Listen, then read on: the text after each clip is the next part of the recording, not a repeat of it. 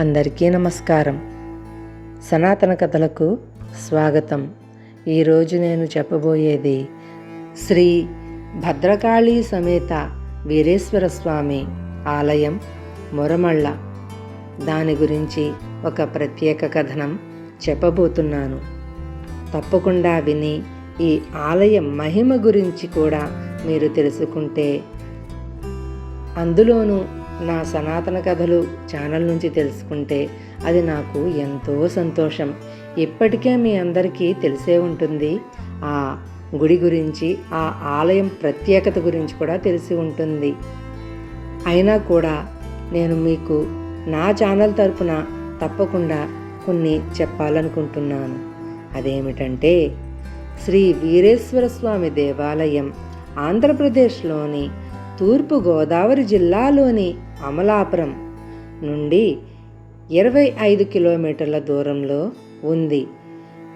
మురమళ్ళ గ్రామంలోని శ్రీ వీరేశ్వర స్వామి మరియు భద్రకాళి అమ్మవారి ఆలయం చరిత్ర మరియు పురాణాల యొక్క అపూర్వమైన సమ్మేళనంగా నిలుస్తుంది. శక్తివంతమైన గోదావరికి ఉపనది అయిన గౌతమీ నదికి సమీపంలో ఉన్న ఈ ఆలయం శ్రీ వీరభద్రస్వామి మరియు భద్రకాళి అమ్మవారు వారి స్వర్గీయ కలయికకు ప్రతీకగా దాని గర్భగుడిని సామరస్యపూర్వకంగా పంచుకోవటం కోసం పూజించబడింది. మురమళ్ళ శ్రీ వీరేశ్వర స్వామి ఆలయ సమయాలు, అలాగే చరిత్ర, అన్ని విషయాలు నేను మీకు ఈ వీడియోలో చెప్పబోతున్నాను. ఆలయం యొక్క గొప్ప చరిత్ర ఒక శతాబ్దానికి పైగా ఉంది. కానీ ఇది ప్రకృతి శక్తులను భరించింది. వినాశకరమైన వరదలు ఒకప్పుడు ఆలయాన్ని నదిలో కొట్టుకుపోయి శిథిలావస్థకు చేరుకునేలాగా చేసింది. ఈ ఆలయ పునర్నిర్మాణం శ్రీ వీరభద్రస్వామిని కలలు కన్న కొమరగిరికి చెందిన శరభరాజు అనే స్థానిక కులీనుడనమాట.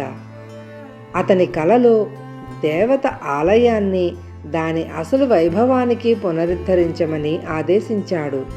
శరభరాజు పవిత్రమైన శివలింగాన్ని కొత్త ప్రదేశానికి తీసుకువెళ్ళడానికి ప్రయత్నించినప్పుడు అది కదలడానికి చాలా బరువుగా మారింది.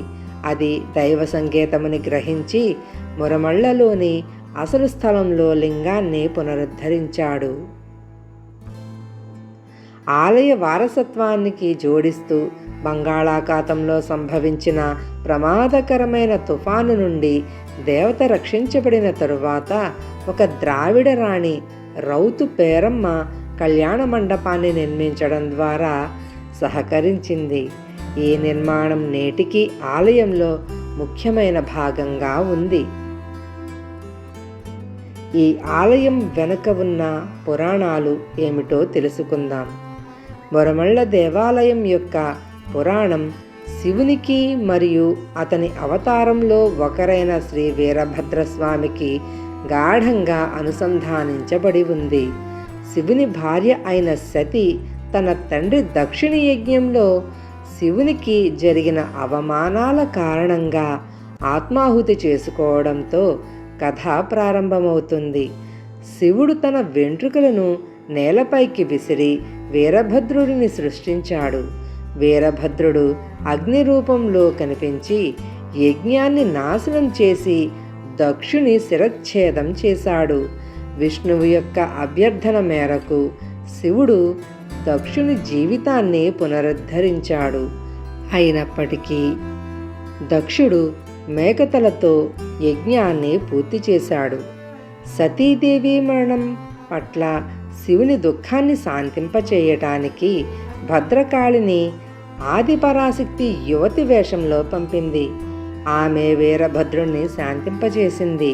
వారి దివ్య వివాహానికి దారితీసింది. దీనిని గాంధర్వ వివాహం అని కూడా పిలుస్తారు. దేవత యొక్క ప్రసన్నులను నిర్ధారిస్తూ నిత్య కళ్యాణం ఆచారం ద్వారా ఆలయం ప్రతిరోజు ఈ వివాహాన్ని జరిపించుకుంటుంది. నిత్య కళ్యాణం పచ్చతోరణం అనే ఒక సామెత దీని నుంచే వర్తించింది.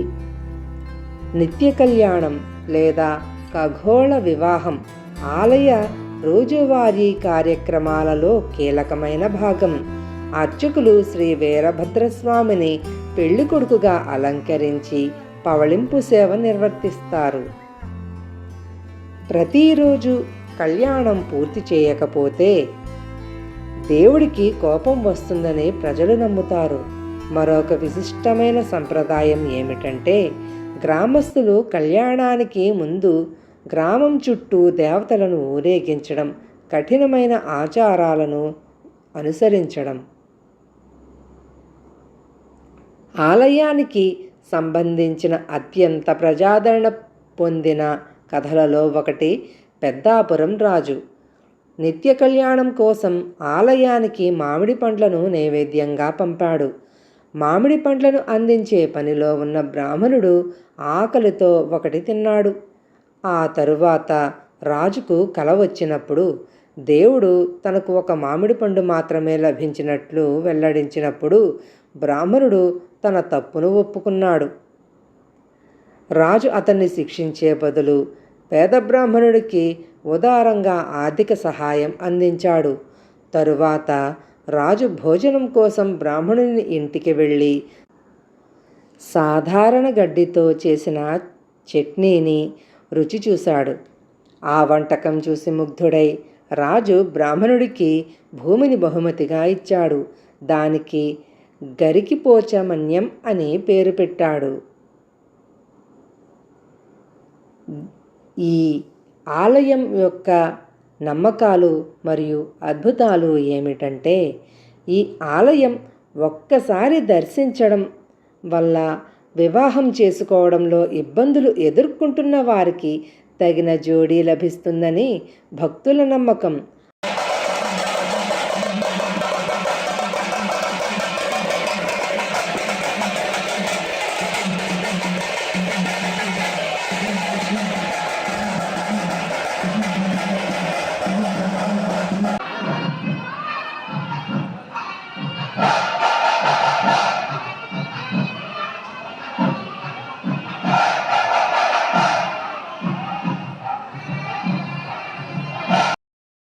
అదనంగా సంతానం లేని జంటలు సంతానం కోసం, ఆశీర్వాదం కోసం ఆలయాన్ని సందర్శిస్తారు.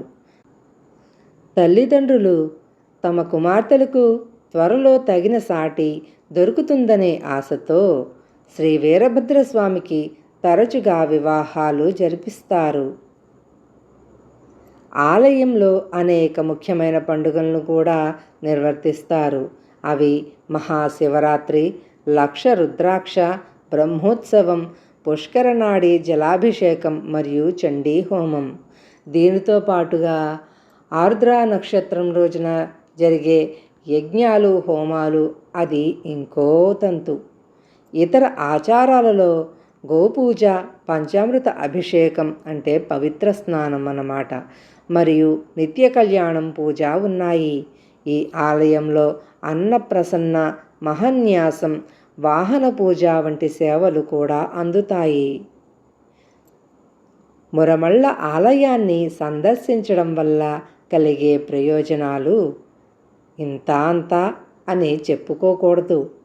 ఈ ఆలయాన్ని సందర్శించిన పెళ్లి కాని పెద్దలకు త్వరలో వివాహ ప్రతిపాదనలు వస్తాయని చాలామంది నమ్ముతారు. అగస్త్యుడు, విశ్వామిత్రుడు, వశిష్ఠుడు, వ్యాసుడు మరియు ఇతరులు భక్తులతో పాటు పూజ్యమైన ఋషులు ఆలయంలోని నిత్య కళ్యాణానికి క్రమం తప్పకుండా హాజరవుతారు. దైవిక వివాహానికి సాక్ష్యమివ్వటం గొప్ప ఆశీర్వాదాలను తెస్తుంది.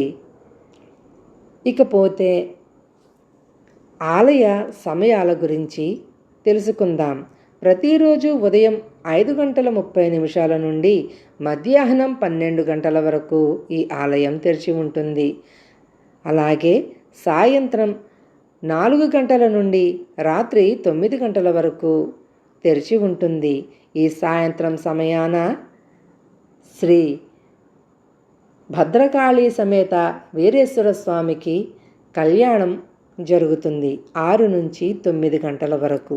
ఈ 9 గంటల వరకు అనే టైము మనం అన్న ప్రసాదాన్ని స్వీకరించడంతో సహా పూర్తి అవుతుందన్నమాట.